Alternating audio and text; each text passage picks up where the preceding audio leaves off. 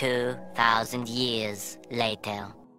Hey, what's up mga katahi? Ayan, welcome back to my channel. Ayan, turuan ko kayo paano mag-attach ng sleeve sa body. Ayan mga katahi, dapat yung iyong hawak is naka-firm lang o hindi mahahatak yung isa o hindi mahahatak yung isa para pagdating sa dulo, pantay siya. Kailangan kasi dulot-dulo, pantay siya para hindi mahihirapan yung magsa-side close o hindi mag-iiba yung sukat ng damit.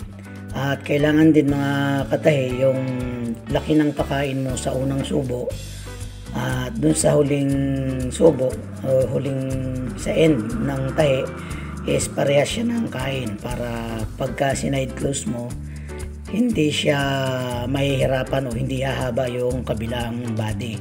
Kaya kailangan mag-balance siya. Yung iba ang ginagawa dyan mga katahi para sure na magbabalance yung dulot-dulo, inilalagyan nila ng marking yung gitna para doon sila magbabase. Pag nasa gitna na hanggang sa dulo, balance na yan. Pero ako mga master, mga katay, hindi ko na yan nilalagyan. Tensya-tansya na lang tapos konting hatak lang ng para hindi siya magkulubot. Lang muna mga katay, hanggang dito na lang. God bless you all. I look at you and it's easy to see you are that someone I've been trying to meet. I got your number, won't you pick up?